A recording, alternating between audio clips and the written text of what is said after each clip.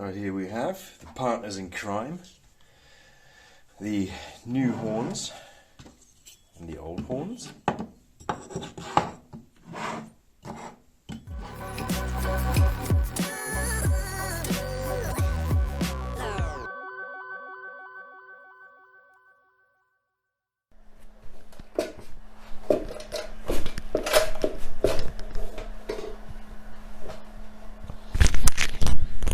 Nah.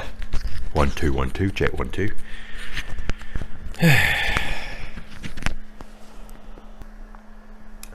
Hi out there. Quick introduction. I had something really bad happen. A couple of episodes ago I fitted my horns, and as you know, the horns are buried deep in the bike. Then you put the horns on, you put the exhaust pipe on, you put the cooler on, you put the oil cooler on, you put the fairing on, and then you realise it doesn't fit. And why not? Because the horns didn't fit. What happened? I was so annoyed about this. Yes, new horns. Look fantastic, fandabidozy, they sound great.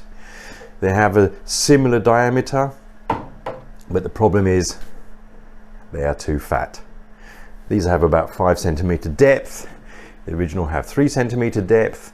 What happens? You fit them on the bike.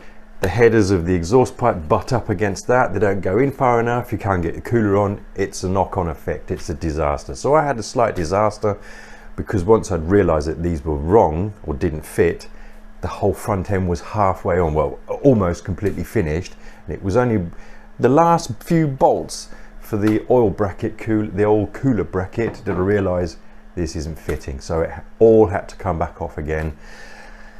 It's getting cold over here. I've got 4 degrees in the garage. It's freezing. It's -5 outside.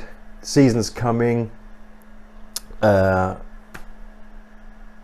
just had to stop yesterday because, you know, there's nothing worse than getting stressed up over stuff like this. So if I can save one guy out there from making the mistake of putting new horns on thinking these are lovely, I'll buy these, don't do it. Right? Well, if you do put new ones on, please check the depth, no more than 3 centimeters,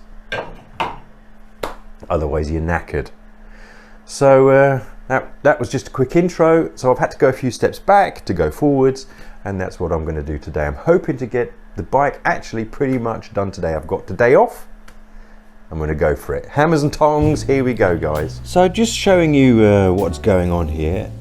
Here are the horns underneath the headers, sort of like between the engine block and the exhaust pipes. Okay. The bracket is held on by these 2 nuts up here. If you can just see that, just get a bit of light in here. There you go. And to get the exhaust pipe there, to get the horns off, then if you want to take them off completely, you do really need to get the exhaust pipes off, otherwise you just can't get in there to work, because the brackets, the nut holding the horn on is sort of hiding underneath the engine mount here. So you have to take the exhaust pipes, you have to release them so they come out. You need to take the cooler off, you need to release the oil cooler. Yeah, so that's what happens. You have to take it all off to get to it. So yeah, I do have the original horns back on. I'll just put the wiring on. Here's the wiring for this side, and I will start doing the rebuild, but I'm trying to get the collets on. This is where I stopped yesterday, on number 3, because I couldn't get the collets on. I think I dropped them about 50 million times. So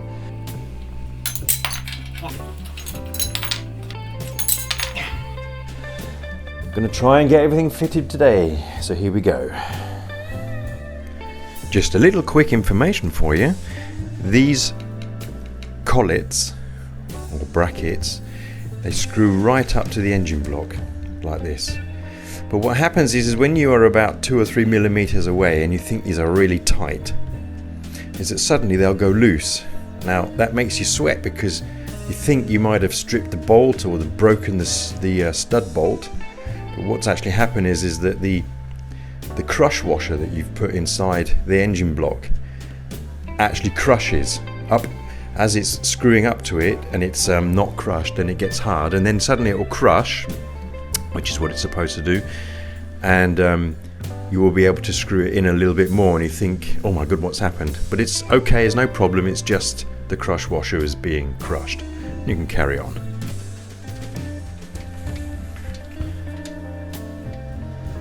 When fitting the radiator, guys, watch out that you've got your earth lead attached to this bolt here,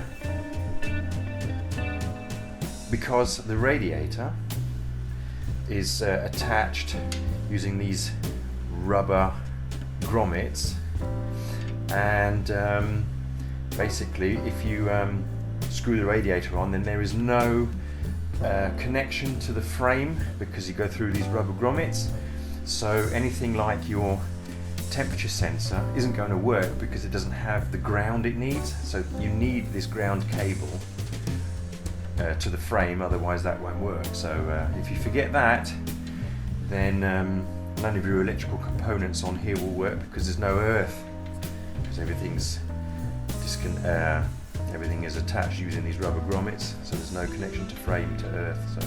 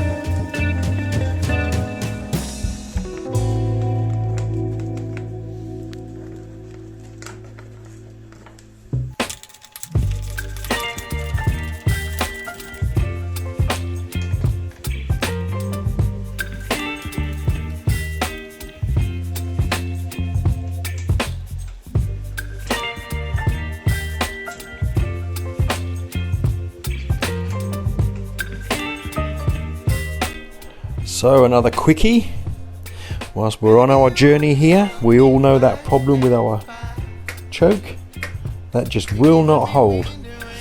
I have shown in a previous video why that is. All the brake system in here is usually broken away. So what can you do? Well, my trick is good old black insulating tape.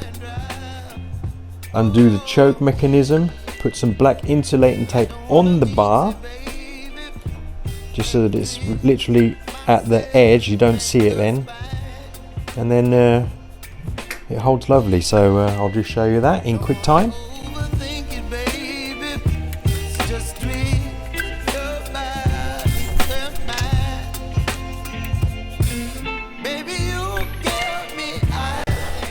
It's the brake system. There's a little stopper here, and like mine, yours is probably broken as well. So the silver bit here is where the choke lever comes over. So a nice bit of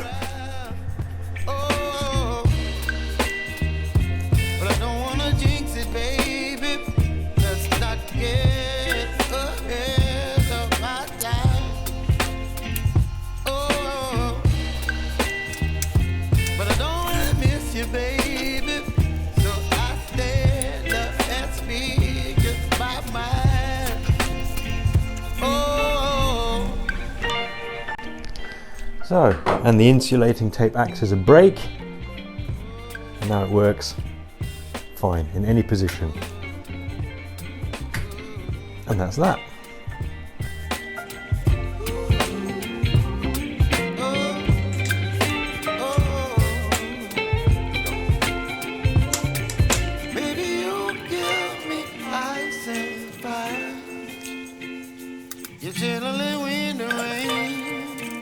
Some kind of butterfly, baby, you give me midnight.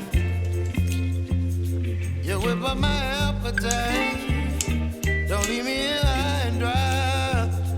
Baby, you give me ice and fire.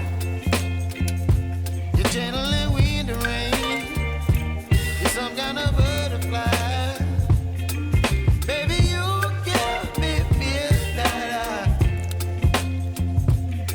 By my appetite.